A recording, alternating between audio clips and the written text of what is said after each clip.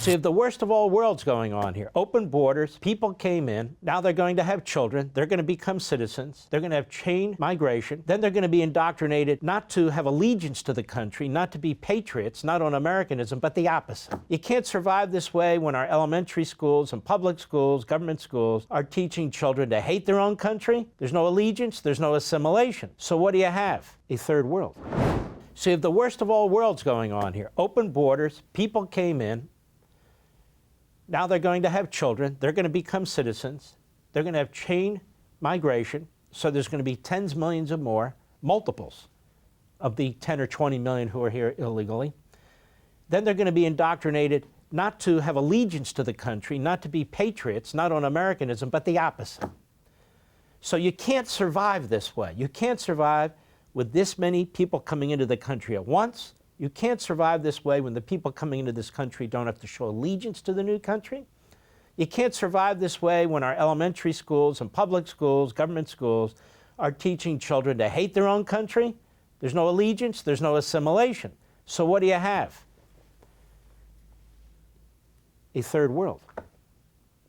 That's what you have. The Marxist-Islamist connection.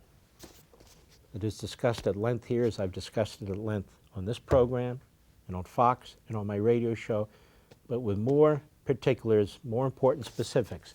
What do you have? You have entities with ideologies, whether it's Marxism or Islamism or some other isms, that have as their purpose the destruction of the American experiment. That's negative power. Negative power. You're not allowed to think for yourself, which is wokeism.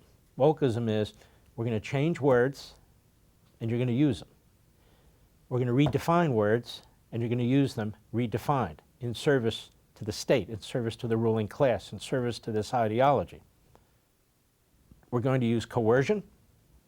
We're going to use thought control. We're going to use propaganda. We're going to use repetition. We're going to use sloganeering. And they use all these things that have been used in the past by tyrants in totalitarian regimes. In America, where I call this soft negative power, you can see the Democrat Party and the left, Democrat or not, embracing this aggressive negative power, but using it in a way that isn't so obvious. Or even if it's obvious, it is camouflaged in virtue. Yes, we're going to seize the power, the methods of production. The guy who says is running for mayor, Mamdani in New York. We're going to seize the means of production. He says, just like that. We're going to have to use force to do that. People aren't going to just give up their homes. They're not going to just give up their businesses and so forth. We're going to seize it for the good of the people. We need equality. Too many billionaires. Oh, affordability. Can you afford your apartment in New York? No. Well, we're going to force that issue and make it affordable. Food is so expensive. What are we going to do? We're going to take over the grocery stores. The city's going to run the grocery stores. Thought control, language control, the use of virtue in order to promote its opposite. It's all explained in this book on power, because that's what's taking place. And immigration is key, because you're bringing people into the country that have no allegiance to the country. Now, there's some who do, obviously. We know people like that, but that's not the point. If you're bringing in 20 million people and half of them don't have allegiance to the country, that's 10 million. That's a lot of people. Then they have children, then they have chain migration, then, as I said, then it goes on. It is a huge issue. So the Democrats do not support deportation. So they'll throw in 100 arguments. Where's the due process? You're pulling people out of their schools. You're pulling them out of Home Depots. They're not committing violent acts. They're not this. So they take the immigration laws and basically destroy them, rewrite them, rearrange them. Open border, and now no enforcement of deportation.